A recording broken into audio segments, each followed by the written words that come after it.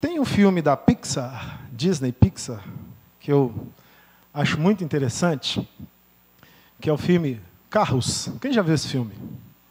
Todo mundo, né? Esse filme foi uma revolução do desenho animado. E esses filmes, eles passam umas mensagens muito interessantes. Eu até acho que esse pessoal que faz esses filmes, eles têm toda experiência com Deus. Porque cada ideia que eles têm que passa uma mensagem tão profunda. E aí o Relâmpago McQueen era um candidato a ser campeão, orgulhoso, vaidoso, soberbo, era o cara.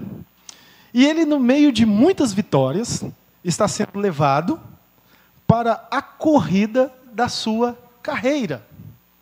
E no meio da estrada, o caminhão dorme, a porta abre, ele sai do caminhão, e ele dormindo também, ele não tem faróis. Quando ele acorda, vocês viram o filme, né? Então estou sendo aqui redundante, mas tudo bem.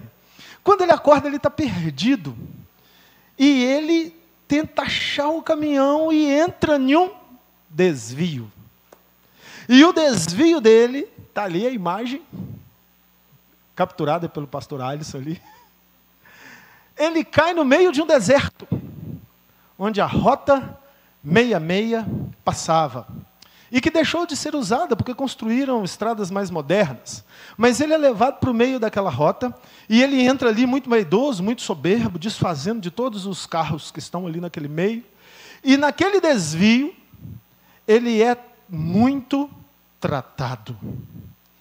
Interessante que o Relâmpago McQueen é campeão no final do filme. Mas ele se torna um campeão humilde, generoso, admirável e muito além do que ele seria se não fosse o desvio é necessário para o nosso avanço. Só os sábios, só os que têm visão de águia conseguem perceber o benefício do desvio. Os que não têm essa visão, eles vão reclamar e murmurar do desvio. Quando nós estamos viajando, principalmente com criança no carro, qual é uma frase que a criança faz depois do segundo quarteirão que sai de casa? Está chegando? Está chegando?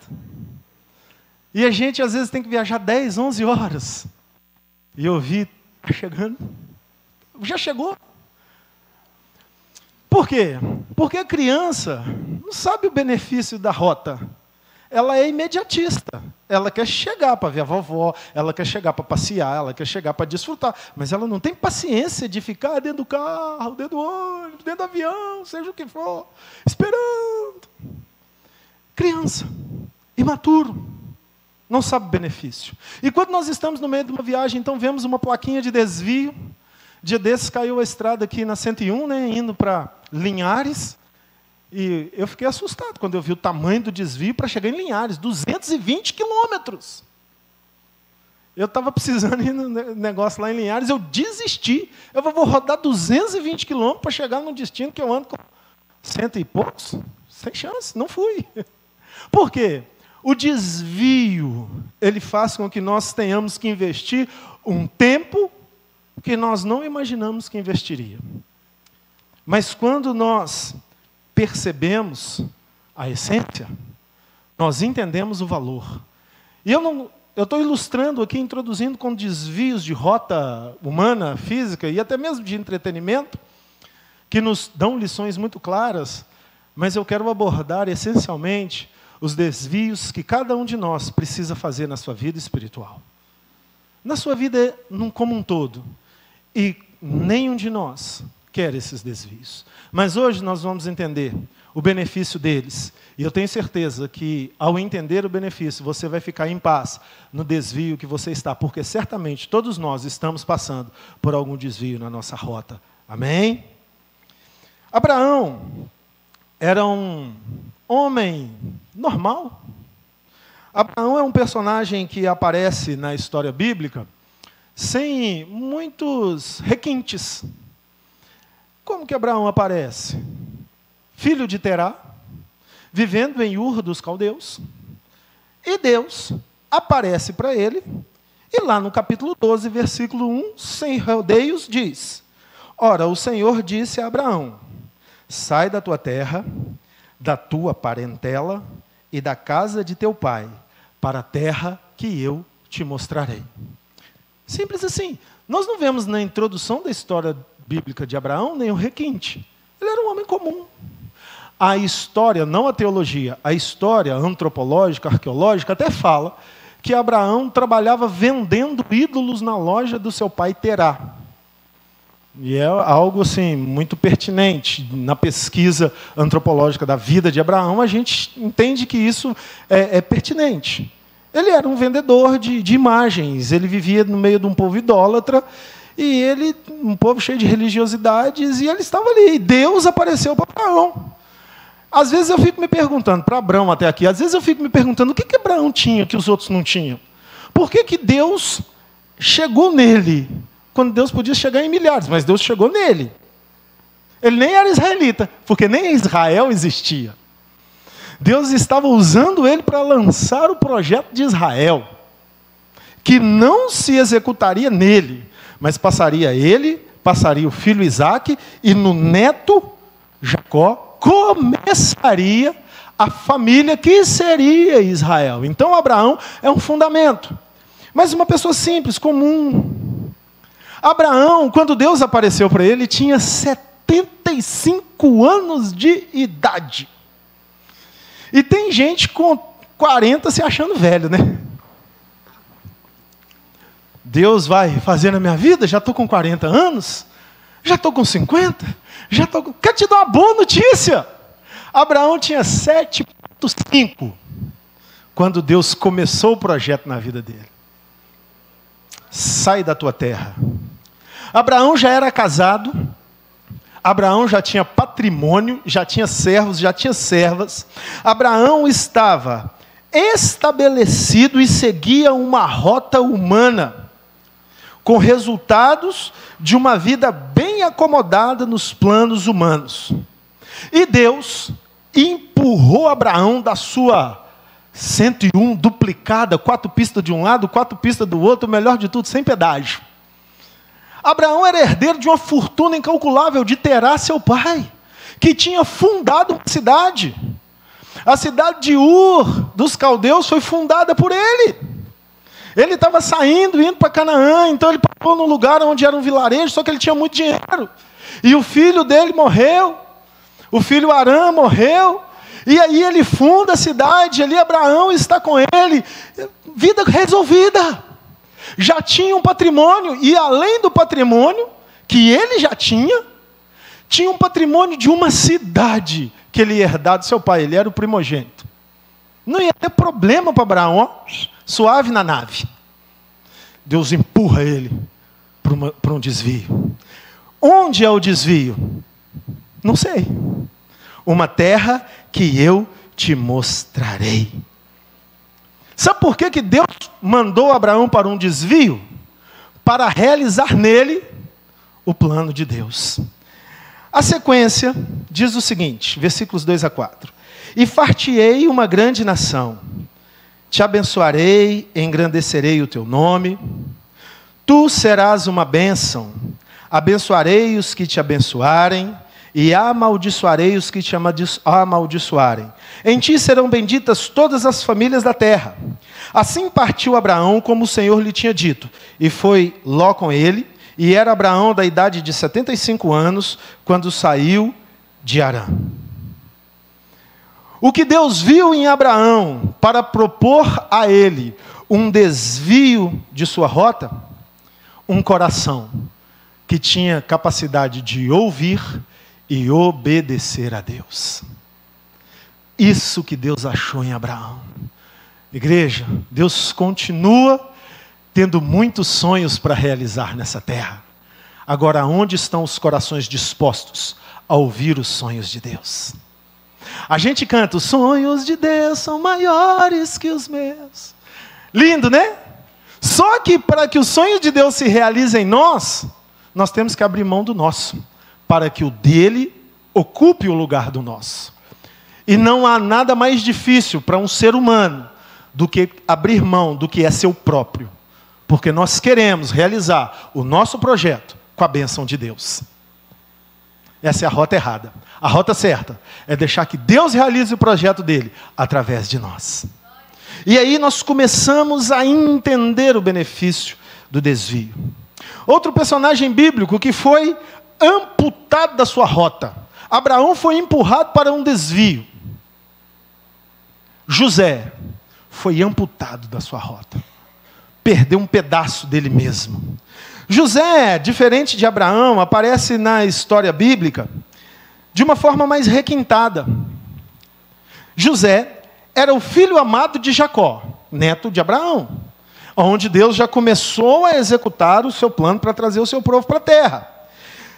José teve 2 sonhos muito interessantes. José sonhou que os feixes de trigo dos seus irmãos se curvavam diante do feixe de trigo dele. José sonhou que o sol, a lua e 11 estrelas se curvavam diante dele. E o seu pai Abraão, quando ouviu isso, diz a Bíblia, seu pai Jacó, quando ouviu isso, diz a Bíblia, considerava tudo isso em seu coração.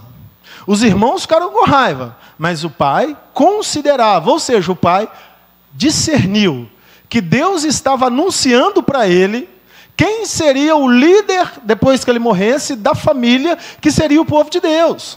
José era um menino amado, José vestia uma túnica colorida que o pai tinha lhe dado, José tinha sonhos, José também estava numa rota de plenitude, só que com mais requintes espirituais, revelações de Deus. José era o cara. José era o franguinho de peito estufado, falando, sou eu, o preferido de meu pai Jacó.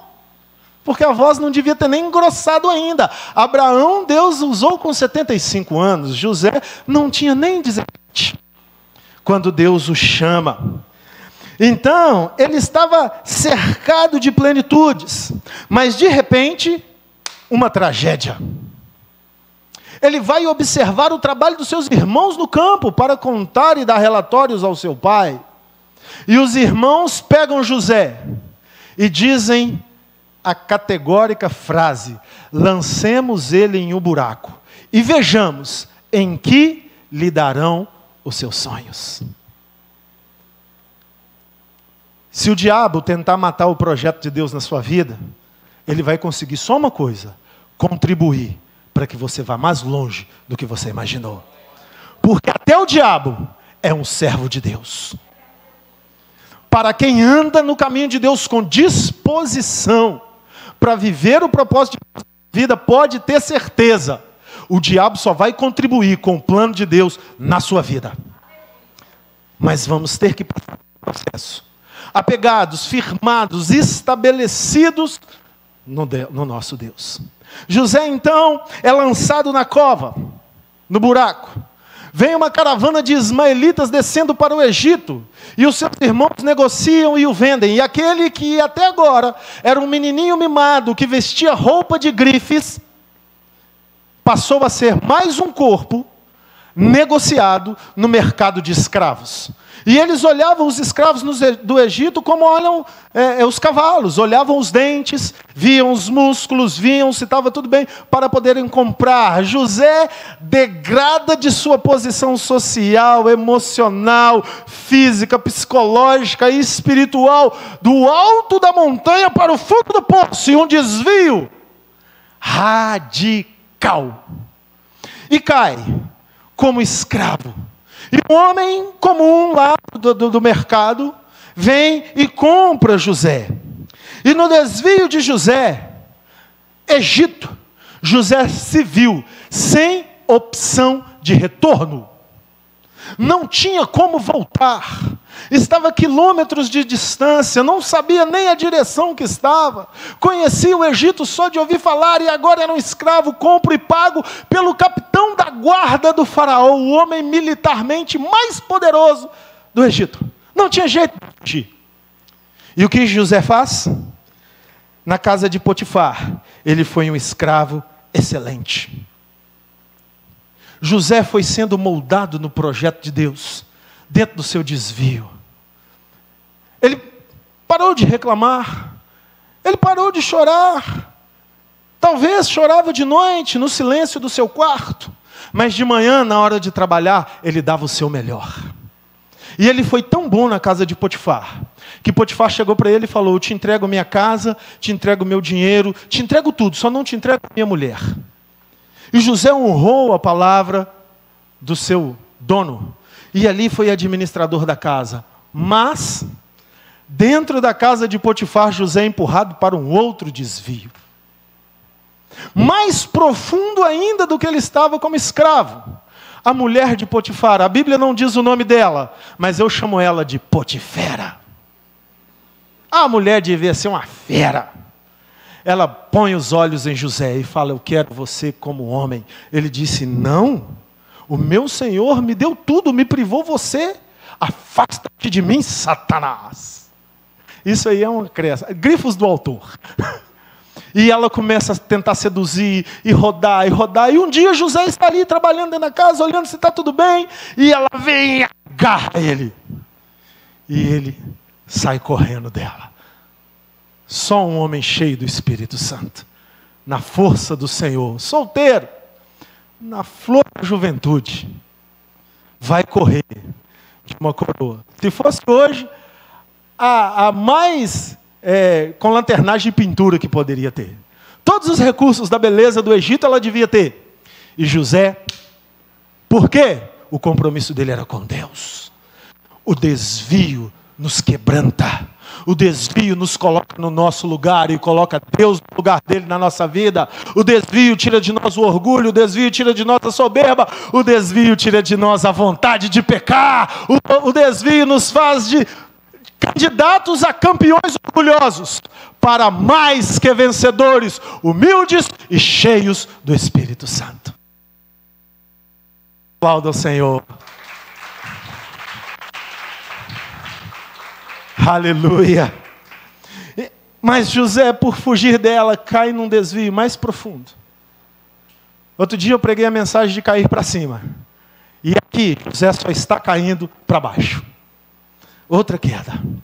Da casa de Potifar, ele vai agora para a cadeia, o calabouço. E Potifar foi tão misericordioso e, na entrelinha, sabia tanto que a mulher dele não era essas grandes coisas, que ele não mandou matar José. Porque um acusado de tentar estuprar a esposa do dono, não é o chefe, é o dono. O mínimo que ia acontecer era a cabeça dele virar a bola das crianças jogarem na rua. Ia perder a cabeça. Mas ele foi para a cadeia. Porque no fundo, Potifar sabia quem ele era. Um homem de honra. E na cadeia, o que José faz? Se torna o melhor presidiário. O presidiário que tinha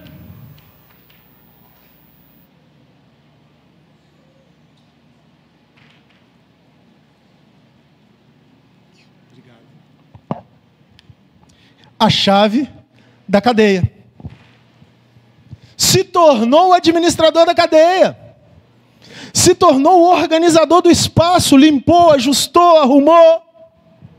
Isso tem que nos fazer pensar, queridos, o que você tem feito nos desvios da sua vida? Melhorado ou piorado? Sido maduro, esperado com paciência o final da viagem, ou agido como criança? Que hora que chega, papai? Não aguento mais. Não. Maduro aguenta a viagem sem tomar Dramin. Fui eu um dia desse pregar em Itaituba, no Pará.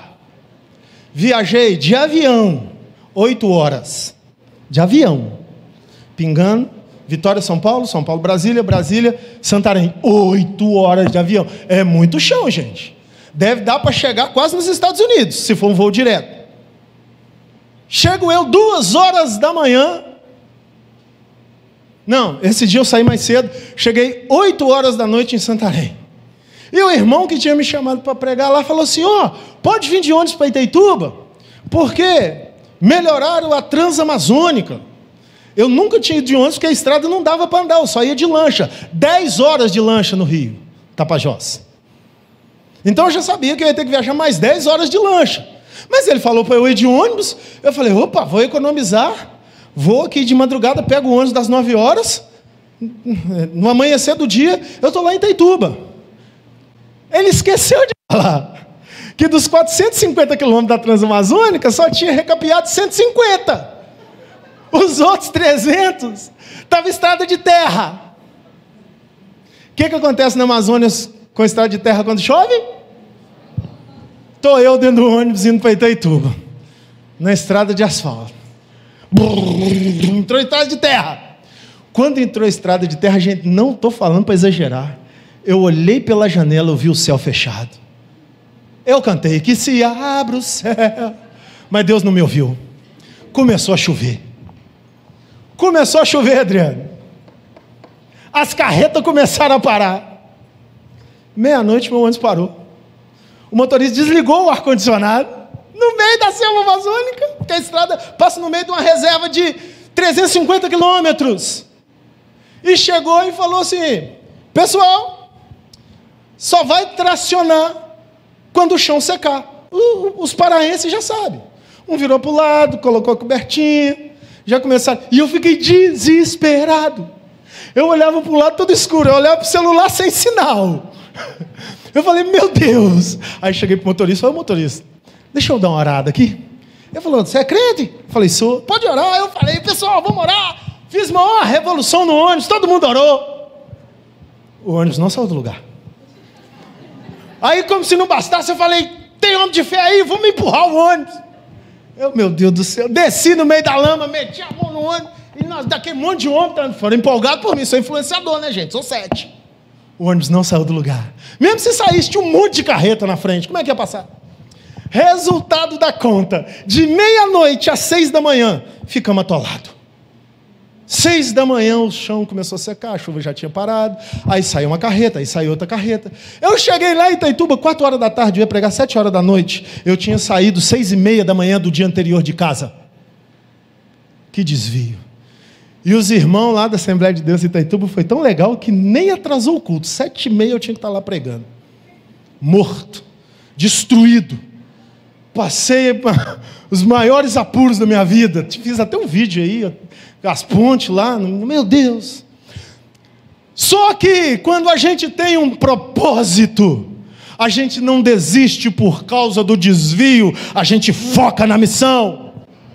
Deus nos preserva vivo. Ei, faça assim. Você está respirando? Você está vivo. Esteja você na distância que tiver no seu desvio, no meio do deserto, sem água, não desista. Seu tempo vai chegar. O seu tempo vai chegar. Quanto mais José era fiel a Deus, mais Deus era fiel para José.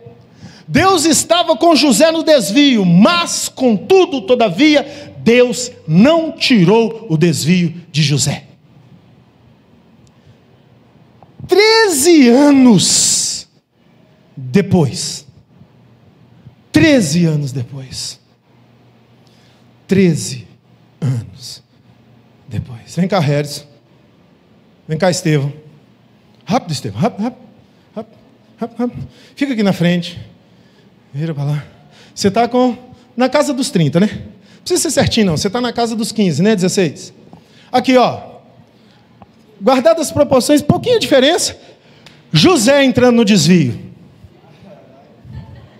José saindo do desvio.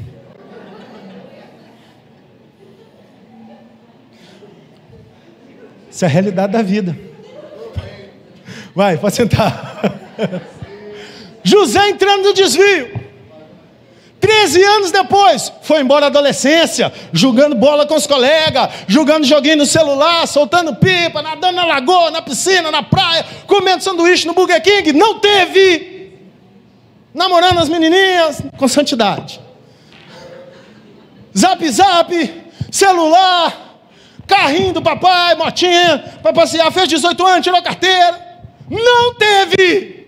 Dentro da cadeia, dentro da casa de Potifar, perdeu a vida. Essa é a realidade. O desvio nos custa. O desvio dói. O desvio faz com que a gente perca. José perdeu os melhores anos da sua vida em uma cabeça humana, racional. Mas 13 anos depois, José foi chamado. Vocês conhecem a história. O padeiro, o copeiro tiveram sonhos, interpretou.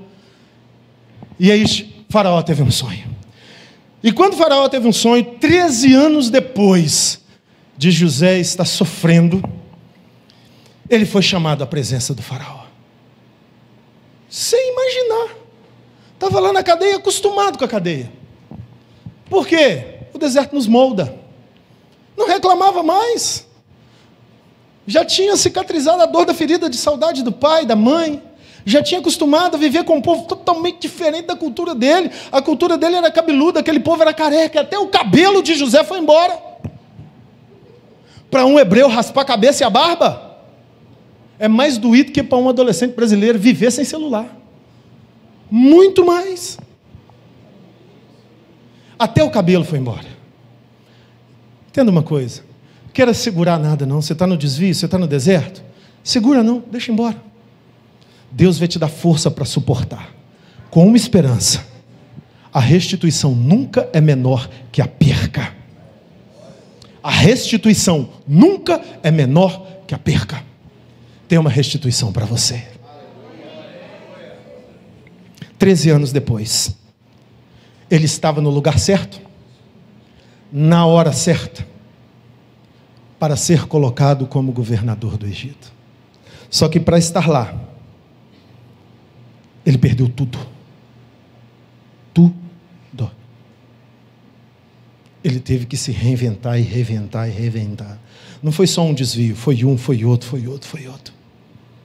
Mas José, por causa do seu desvio, alcançou um lugar muito maior do que poderia imaginar. E no capítulo 45, versículos 4 a 9, disse José a seus irmãos: peço-vos, chegai-vos a mim. E chegaram-se. Então José disse a eles: eu sou José, vosso irmão, a quem vendestes para o Egito. Agora, pois, não vos entristeçais, nem vos pese o coração aos vossos olhos, por me haveres vendido para cá. Porque para a conservação da vida, Deus me enviou antes de vocês para este lugar.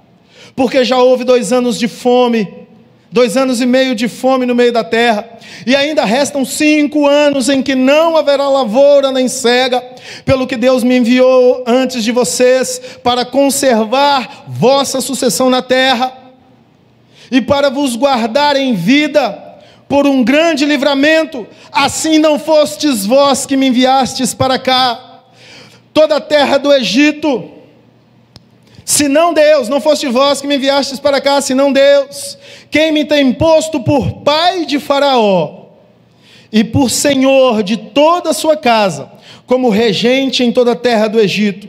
Apressai-vos, subi ao meu pai, dizei-lhe: assim tem dito o teu filho José, Deus me tem posto por senhor em toda a terra do Egito, desce a mim e não te demores.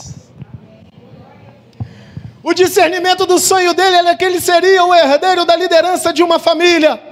A conclusão do sonho dele é que ele foi o maior imperador do mundo da época. Você pode entender isso, queridos? Não existia poder maior na terra do que o Egito. Acharam há alguns anos atrás o sarcófago de uma princesa africana da Etiópia, que era um país extremamente poderoso, há mais ou menos 3.500 ou quase 4.000 anos atrás. Acharam agora aqui, ano 2005 para cá, mais ou menos.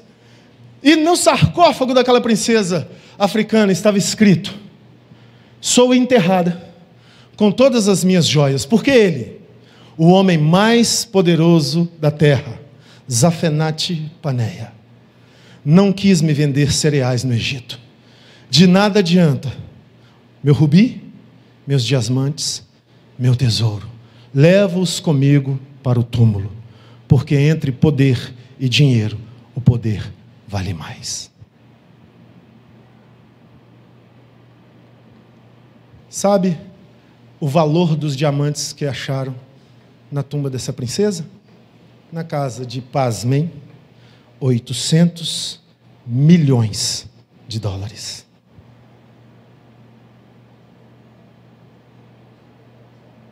Ele foi o homem mais poderoso do planeta Terra. Pai de Faraó. Arqueologia, história, teologia, filosofia, todos reconhecem José, Zafenate Paneia, o poderoso entre todos os poderosos. Porque o final do desvio em Deus é um lugar muito mais alto do que o mais profundo vale que você possa entrar. Aplauda o Senhor pelo seu desvio.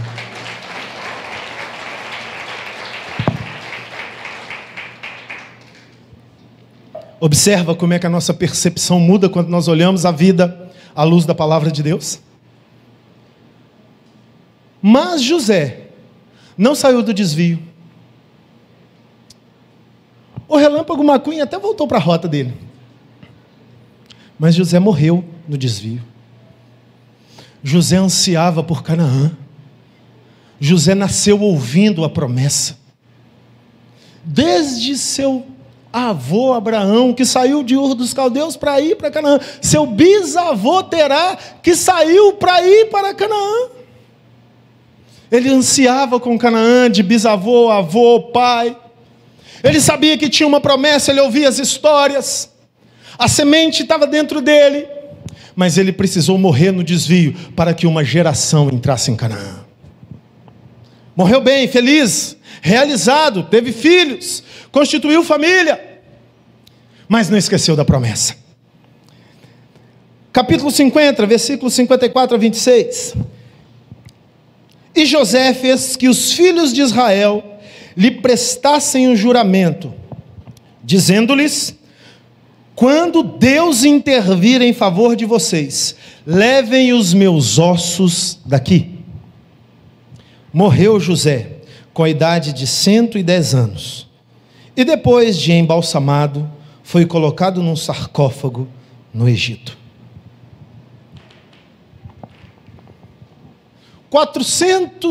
quase 400 anos se passaram. Os ossos de José ficaram no Egito. Mas quando Moisés ia saindo com o povo de Israel para aí sim ir para Canaã, o que eles levaram junto? Os ossos de José. E sabe quando José foi enterrado? No mesmo dia que foi enterrado Josué, após conquistar 31 reinos em Canaã, e foram fazer o enterro do estadista, conquistador, vencedor Josué, e junto os ossos de José. Porque Deus não esquece do que está no profundo do coração de um filho. Quando você se entrega para Deus, Deus cumprirá na sua vida toda a plenitude dos sonhos da sua alma, ainda que não sejam no seu tempo de vida nessa terra. Deus tem tanta honra, que até a ossos Deus honra, porque Deus é fiel. A solução dos nossos problemas é sermos fiéis a Deus, e Ele estará conosco, ainda que no fundo do vale. O povo de Israel foi lançado para um longo desvio. O povo de Israel era escravo. Deus tinha prometido para eles uma terra que mana leite e mel. Mas, para transformar escravos em guerreiros, é necessário um forte desvio. Deus tirou Israel do Egito, depois de 430 anos de escravidão, em uma noite. Vieram as pragas, na última praga, morreu lá os primogênitos, e Deus arrancou com mão forte o seu povo, e levou-os para a beira do Mar Vermelho. Uma noite Deus precisou para tirar o povo, mas Deus precisou de 40 anos para tirar o Egito de dentro do povo. Deus precisou de uma noite para tirar o povo do Egito, mas precisou de 40 anos para tirar o Egito de dentro do povo. Olha isso, Êxodo 13:17. Quando o faraó deixou o povo ir, Deus não levou o povo pelo caminho da terra dos filisteus, embora fosse mais perto, pois disse, para não acontecer que, vendo a guerra, o povo se arrependa e queira voltar para o Egito. Ei, a rota de Deus não é como a rota do GPS, não. O GPS sempre nos joga pela rota mais rápida, não é verdade? A rota de Deus quase nunca é mais rápida, mas a rota de Deus sempre nos levará a sermos a melhor versão de nós mesmos. Deus poderia ter levado o povo por um caminho muito rápido, um caminho em linha reta, mas Deus falou, não vou, porque eles vão desistir. Eles têm coração de escravo. Quando eles verem a guerra, eles vão se desesperar, porque um escravo vê a guerra diferente do soldado. Um soldado foi treinado e preparado para a guerra. Quando ele vê a guerra, ele fala, vou para cima. O escravo não, ele quer ir para fora, ele quer fugir da guerra. E Deus precisava fazer de escravos guerreiros, porque Deus tinha 31 reinos para eles conquistarem. Mas Deus não tinha 31 reinos para entregar na mãozinha deles, não. Deus tinha 31 reinos para eles conquistarem. Eles iam ter que confiar, depender, ver espada girando, cabeça fluindo, sangue fluindo, vendo a guerra e enfrentá-la. Ei, olha para mim. O que Deus tem para a sua vida exige coragem. O que Deus tem para a sua vida exige colocar o pé para que depois o chão seja colocado embaixo. O que Deus tem para a sua vida exige coragem para olhar leões rangendo os dentes e ficar parado e esperar a mão de Deus fechar a boca dos leões. Deus está contando e buscando homens e mulheres cheios do Espírito Santo, da verdade, do poder, para que possam romper barreiras, romper dificuldades, abrir mananciais no meio do deserto, profetizar e ver a multiplicação de pães e peixes, orar e ver os mortos ressuscitarem. Os legados de Deus são para os corajosos. E Deus está comprometido a fazer de mim e de você corajosos. Mas para isso, Ele tem que tirar a covardia de dentro de nós. E o melhor caminho é o deserto.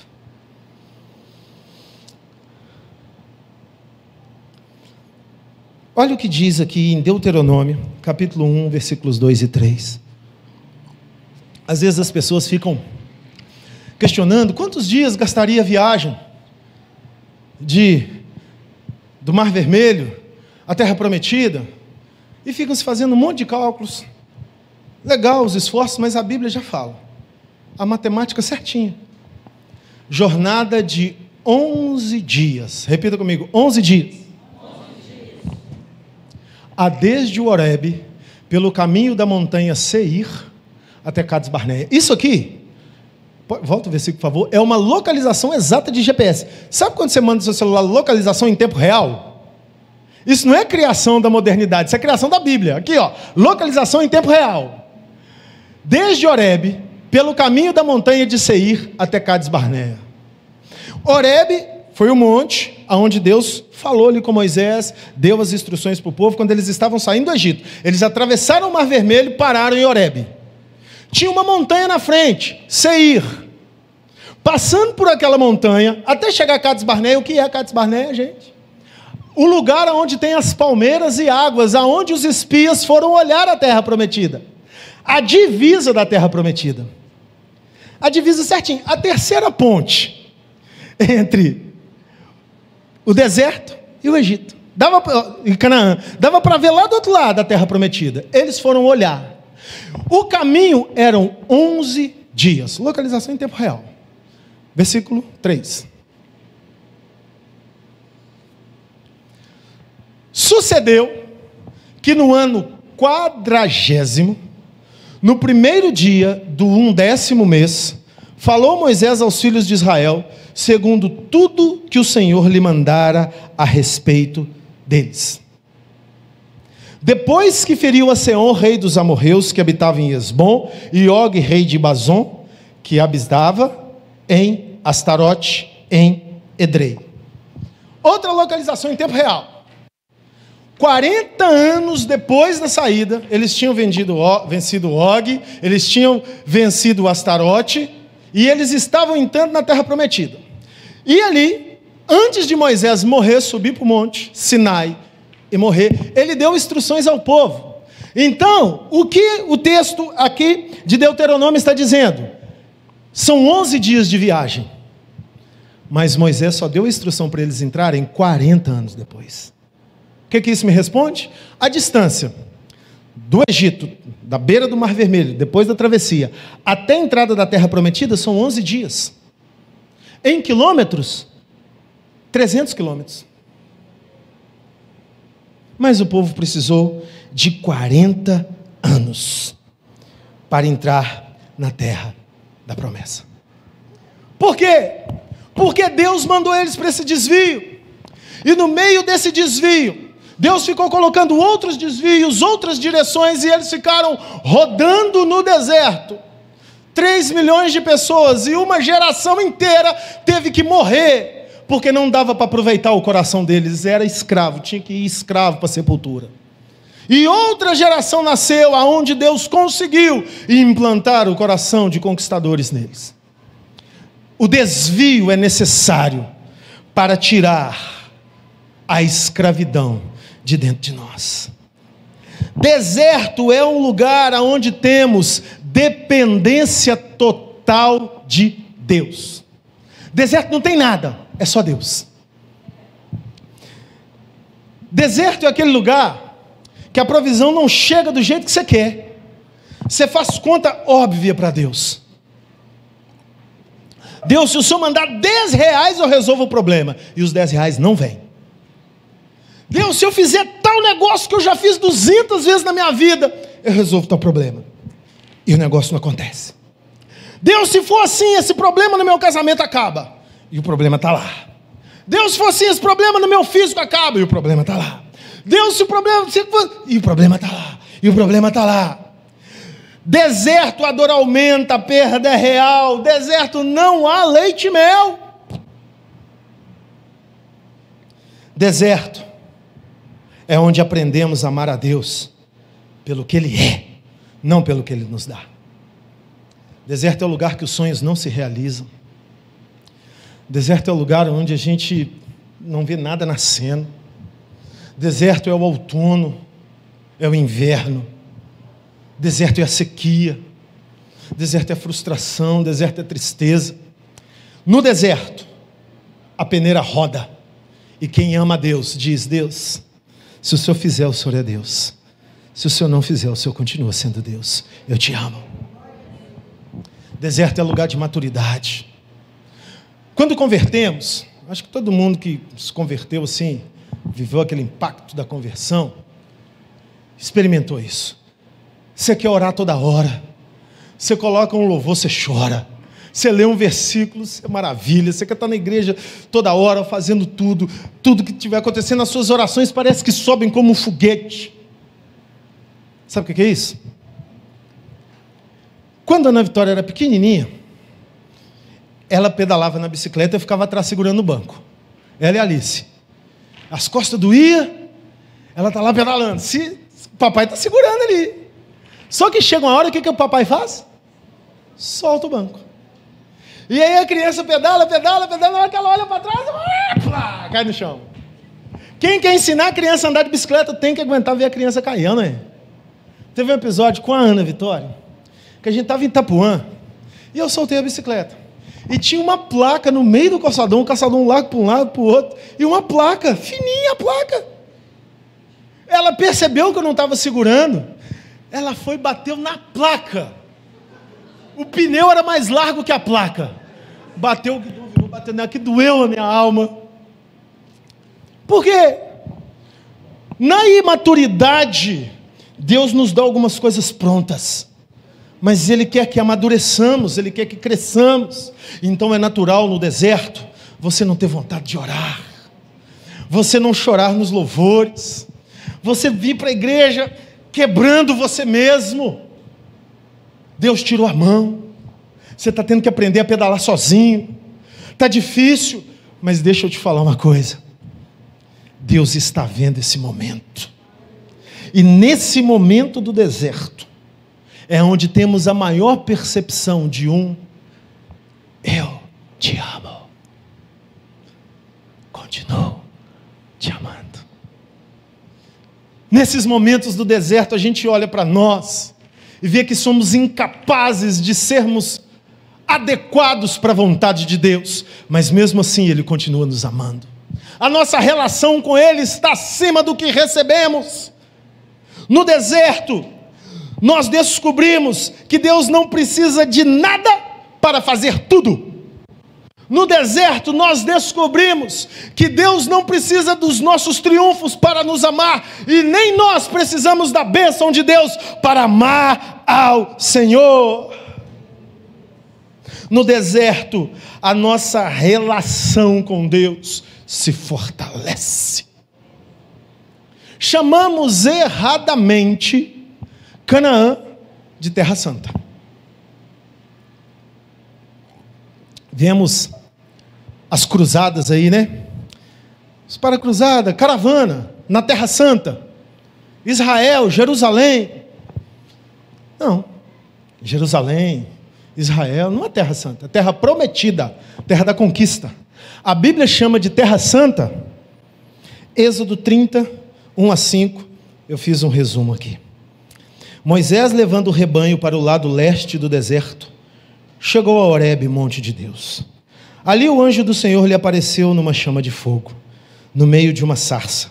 Moisés olhou e eis que a sarça estava em chamas, mas não se consumia. Deus, no meio da sarça, chamou e disse: não se aproxime, tire as sandálias dos pés, porque o lugar que você está é Terra Santa. Deserto é Terra Santa. Deserto é terra separada. Deserto é um desvio. Deserto é lugar de conhecer a Deus em profundidade. No deserto aprendemos como Abraão a ouvir a voz de Deus e não ter GPS. Vai para onde eu te mostrarei. Chega na esquina. E aí, Senhor? Direita. E aí, Senhor? Esquerda. Onde eu vou chegar? Não se preocupe. Vai para onde eu vou te mostrar. É no deserto que a gente descobre isso. Você está se sentindo confuso sem saber para onde você vai? Usa o GPS do Google Maps, não. Usa o GPS da oração. Para onde, Senhor? Espera. Ele vai te falar. E se ele não falar, fica parado. Até que ele fala. No deserto aprendemos como José, que o tamanho do desvio não diminui, só aumenta. Mas ainda assim, precisamos permanecer fiéis. Aprendemos no deserto como o povo de Israel, que nos tirar do deserto é mais fácil do que tirar o deserto de dentro de nós. Por quê? Quando estamos no deserto, chega um certo momento, e esse momento é muito rápido, que nós ficamos áridos, secos por dentro, nós sentimos o gosto da areia na boca, e que o deserto passa a ser parte da nossa vida. Olha o que Salomão disse em Provérbios 3, 21 e 23. São 4 coisas que a terra não pode, que estremece a terra. Sim, sobre 4 não pode subsistir. Oi? São 3 coisas que estremecem a terra. Sobre 4 não pode subsistir. Vai. 3, 21, 22 e 23. Travou? Ela não pode suportar o escravo que se torna rei, o insensato que anda farto de pão, a mulher desprezada que se casa e a escrava que se torna herdeira de sua senhora. Olha a profundidade da sabedoria de Salomão. O escravo que se torna rei. A terra não suporta. Vocês já viram os testemunhos de pessoas pobres que ganham na loteria? E depois é feita uma reportagem com ela, 5 anos depois? Numa cidade do interior de São Paulo, um rapaz da igreja ganhou na loteria. Chegou para o pastor e falou assim: pastor, quero doar o terreno e mandar construir o templo da igreja. Tinha ganhado na loteria. Aí o pastor, macaco velho, vamos fazer um documento? Precisa disso não. Vamos fazer. Lavrado em cartório, tudo direitinho. Você está dando isso para a igreja. Com muita insistência do pastor, ele foi lá e fez. A igreja comprou o terreno, levantou o templo assim, ó, tudo pré-moldado. 2 anos depois, o mesmo rapaz ligou para o pastor. Falou: pastor, eu quero meu dinheiro de volta. Perdi tudo. 2 anos depois. O pastor falou: não tem condição de te devolver. A igreja não tem condição. A igreja foi abençoada pela sua oferta. Mas a igreja tem poder aquisitivo. Você lembra que eu te falei para a gente fazer um documento? Por isso. Porque você não ouve meus conselhos. Nunca ouviu. Nem o documento você queria fazer. Sabe o que você tem que fazer agora? Retornar à presença do Senhor, quebrantado, para que Ele te leve aonde Ele tem para você. Não aonde um sorteio de loteria pode te levar. O insensato que se torna rei faz só estrago. A mulher desprezada que se casa, ou o homem desprezado que se casa, o desprezo faz o ser humano se sentir aquilo ali. E geralmente pessoas que têm esse estigma na sua vida, às vezes até conseguem se casar com uma pessoa boa, mas aquela pessoa é martirizada pelos fantasmas do passado do desprezado. E sofre cobranças e cobranças e cobranças do passado. Está fazendo tudo para agradar, mas nada está bom. Por quê? É o desprezado que se casa. O que isso me ensina? O que isso te ensina? Que tirar o deserto de dentro de nós é mais fácil do que tirar cada um de nós do deserto. Por isso o desvio é necessário para nos levar à plenitude da bênção de Deus. Então agradeça, exalte ao Senhor pelos desertos que você está passando. Deus quer que você seja pleno por dentro, independente das suas realidades por fora. O deserto faz você amar a Deus pelo que Ele é. Uma história que me comove, eu quero compartilhar com vocês hoje, para terminarmos essa mensagem. Martim Pistorius, um menino feliz, saudável, reclamou de uma dor na garganta. Ninguém poderia imaginar o que essa dor na garganta de Martim levaria. Mas com semanas dessa dor, as articulações de Martim pararam de funcionar. Seu cérebro entrou em coma. Por 3 anos, ele ficou em coma. Sim. Um acidente vascular cerebral, um AVC. Quando Martim acordou do coma, ele estava com uma síndrome. Não, muito complicado. Vamos pular o nome. Mas a síndrome paralisou todo o sistema muscular de Martim. Depois de 3 anos, ele acordou e só mexia os olhos. Não mexia mais nada. Os especialistas disseram para o seu pai, para os seus pais: ele vegeta. Ele não tem mais percepção do mundo. Ele não entende nada. Os especialistas estavam errados. Martim passou a ter uma vida vegetativa, induzido a esse tipo de situação. Depois, em uma entrevista, Martim disse que quando eles colocavam comida quente na boca dele, ele não conseguia falar que estava queimando, porque eles achavam que ele não tinha mais percepção. Então colocavam, e queimava e doía, e ele não conseguia falar. Martim se tornou um prisioneiro do seu próprio corpo.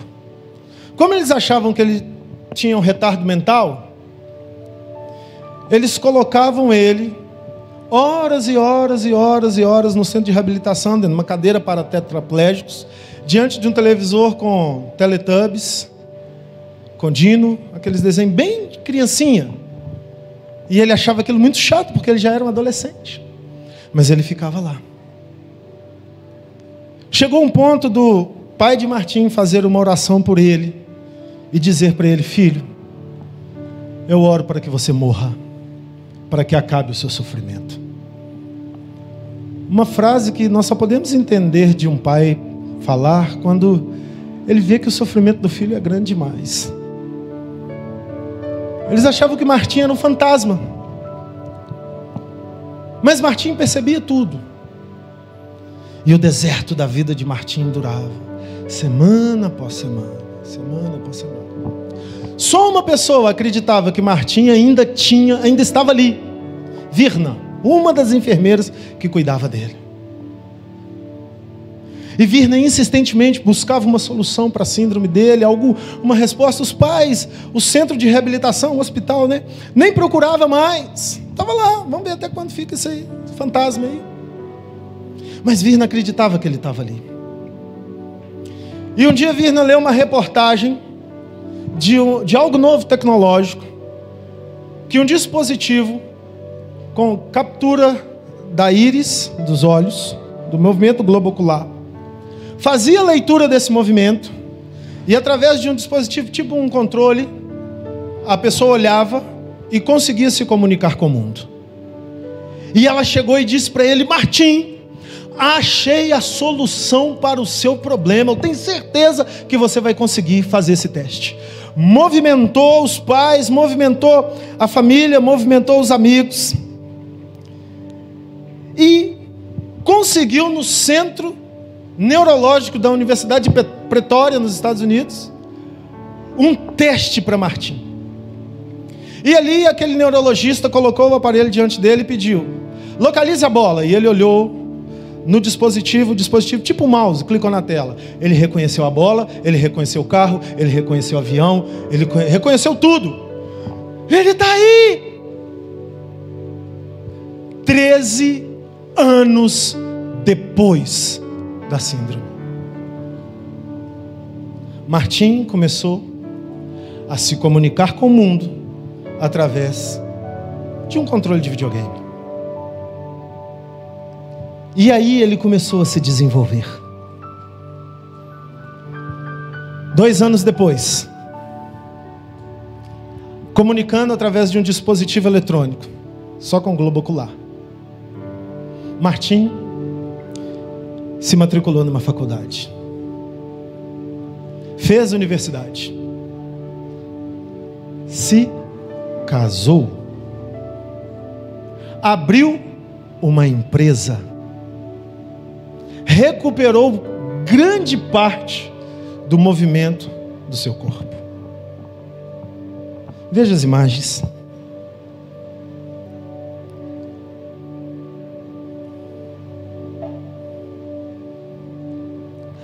Martim, casado, empresário, formado, escreveu um livro, gerou um filho, voltou a viver, passou toda a adolescência como um fantasma, preso dentro do seu próprio corpo. Quando todos achavam que ele estava morto, ele estava vivo. Mas ele não desistiu. O desvio ainda o prendeu parcialmente. Ele não voltou a andar, mas ele voltou a mexer os braços. Ele teve condições de se casar, encontrar um amor, recuperar muitos movimentos, não todos, e deixar um legado para a humanidade. Como eu fiquei impactado ao conhecer essa história. Tenho certeza que você também está, e milhares de pessoas ao redor do planeta. Martim Pistorius. Como um José. No desvio, encontrou seu propósito. Eu tenho certeza que hoje aqui eu falo para pessoas que estão se sentindo como José, se sentindo como Martim, preso no seu desvio,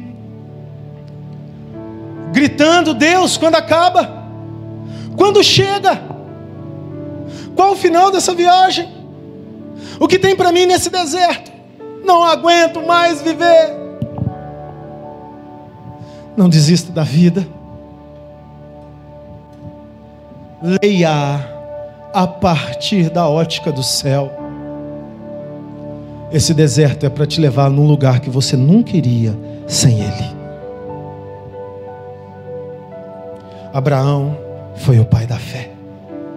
José foi o maior líder do planeta Terra. O povo de Israel, de escravo, conquistou todo um território. Martim Pistorius, de um fantasma, se tornou um homem. Tem um propósito nesse deserto. Permaneça. O desvio é benéfico. Se coloque de pé nesse momento.